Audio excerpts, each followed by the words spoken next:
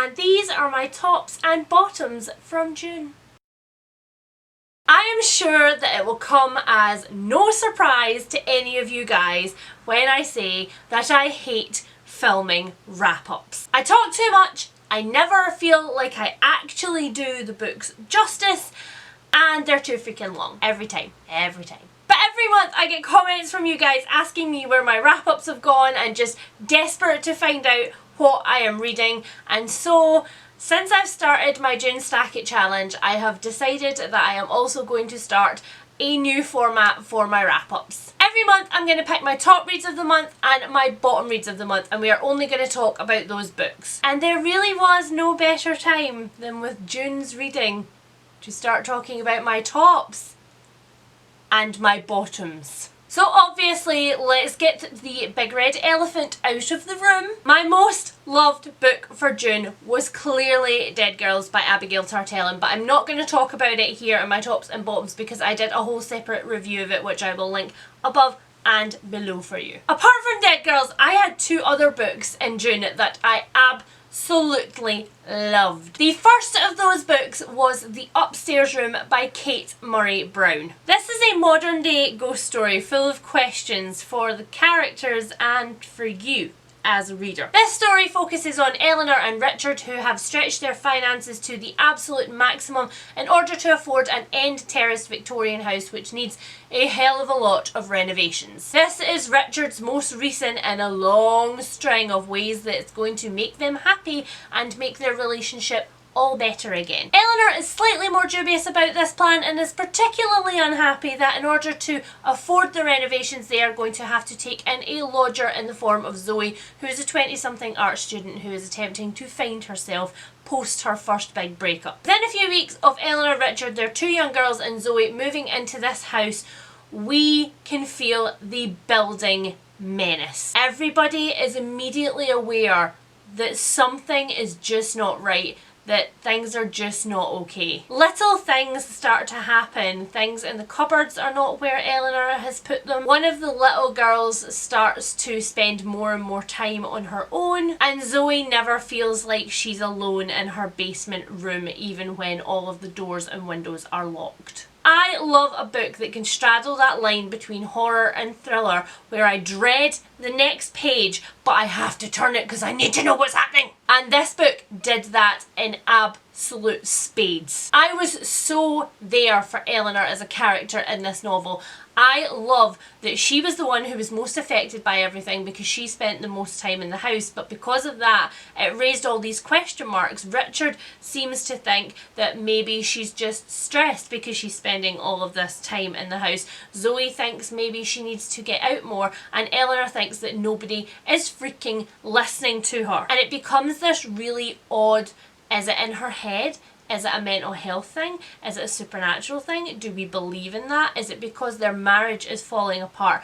And that is the bit that I found just genius about this novel, is that every time something happens, we also peel off another layer of Eleanor and Richard's relationship, and we realise just how screwed up it is and just how long it's been that way. I loved the ending without giving anything away. It's definitely one of those books that leaves you with the ability to draw your own conclusions, but very definitely hints to two separate possibilities. Just depends on which one you really believe. The next novel that I have here was actually not one of my Stack It Challenge books originally for last month. So when I was making June's Stack It Challenge, I completely failed to allow myself an audiobook. And so I had to pick up an audiobook, and the one that I went with was the audiobook of Maggie O'Farrell's I Am, I Am, I Am. I Am, I Am, I Am is Maggie O'Farrell's memoir up to this point in her life, told in 17 distinct brushes with death. I hadn't read any of Maggie O'Farrell's literary fiction novels, and it was one of the things that initially stopped me from picking this up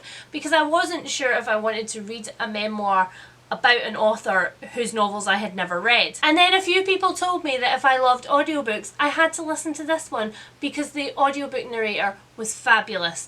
And that was so true. Each chapter in this book is entitled a different organ from the body, or rather a different way in which Maggie O'Farrell could have died, and the book has these beautiful illustrations to go with it. Each chapter is more like a long form vignette, and they are not in chronological order, so we flip back and forth through Maggie's life as she links together the feelings that she had on each of these brushes with death. There are some in there about drowning, there are some in there about childbirth, there is one in there in which someone, a person, almost killed her on purpose. So I'm talking about murder. And the way that each of these vignettes in this back and forth narrative eventually pulls together one thread which just binds everything was magical. This is everything I ever wanted in a memoir. It is emotional, it is provoking, I could not stop listening to it. I found myself actually actively doing everyday activities which took me away from reading physical books just so that I could have 5 more minutes of this audiobook. She does not hold back in detailing some of the thoughts in here that we would rather keep to ourselves. Some of the thoughts when we are not necessarily being our best people. If you love audiobooks, please pick this up on audiobook, but otherwise I still think it would be a fabulous read. And now for my bottom reads of the month.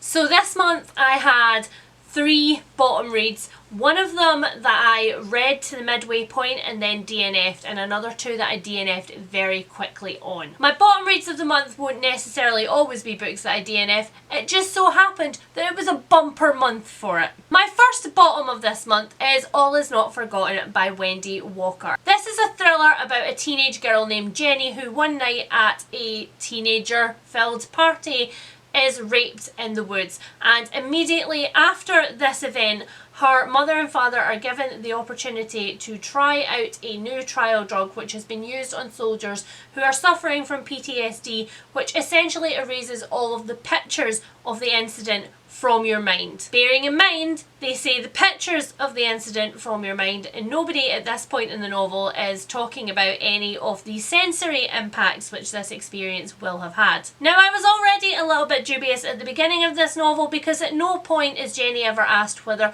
she wants the drug or not. She's asleep when it is administered, and when she comes around she just has to deal with the reality of the situation which has been handed to her. Which also means that she is unable to identify her attacker or get any kind of justice. Not that anybody actually asks her whether she would like to pursue that with the police or not. However, I hoped that that was going to get better, because at the beginning of the novel we are not getting things from Jenny or from her parents' perspectives.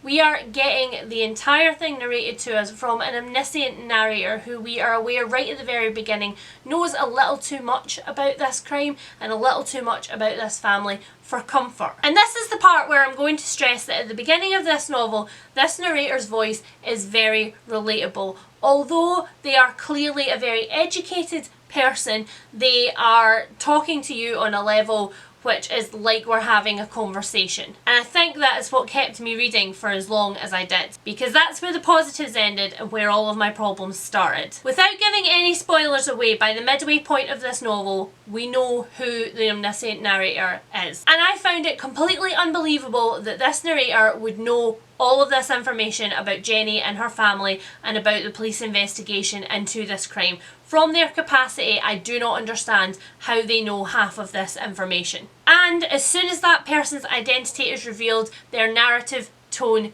changes. As soon as we learn what their profession is, they go from a very relatable tone of voice to a very false, lofty, educated dialect, and it's just weird. It's pretentious and odd, and it makes them sound, frankly, like a bit of a dick. Which brings me to the point where I stopped reading, which was the point where the narrator was very insidiously slut-shaming Jenny and essentially kind of saying, well, you brought it on yourself. In short, I DNF'd this one at the midway point. I do not regret it, and I do not recommend it for anybody who is even remotely triggered by rape or by the idea of a rape victim not being given a voice or any kind of agency of their own. And my final bottom for June and my final DNF for June was one that I just felt duped by. This is The House Swap by Rebecca Fleet, and I went into this novel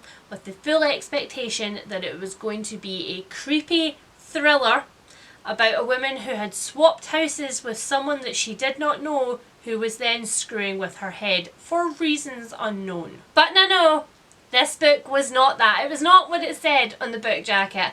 I will instead quote to you from my Goodreads review exactly what I decided that this book was. I am thoroughly sick of thinly veiled domestic dramas masquerading as thrillers where neither of the main characters can find any agency, and I can't understand why they were together in the first place. And I find that that's quite a neat summing up of my feelings for this novel. So allow me to tell you my fundamental issue with domestic thrillers. Thrillers in general annoy me when I cannot, and I've mentioned this really recently, imagine what the characters would have done before the events in this novel. I can't imagine their everyday life. I can't picture them doing anything as people. And domestic thrillers take that one step further for me, because often I can't understand how these two characters would ever have been compatible enough to get married, to have a house, to produce children. Because so many domestic thrillers are like, oh, we had the perfect life and then something bad happened and now we're sad. And almost all of them seem to involve another woman or cheating. And in this case, we get a slight difference because it's another man. If you've read any domestic thriller in the last 3 years, you've read this one. I don't think it's worth your time. So those were my top and bottom reads from June. Did you like the new format? If you did, please be sure to tell me below. If you would like to see any tweaks to it, also let me know that below, because I like your feedback. Let's chat in the comments and I will speak to you guys soon. Bye!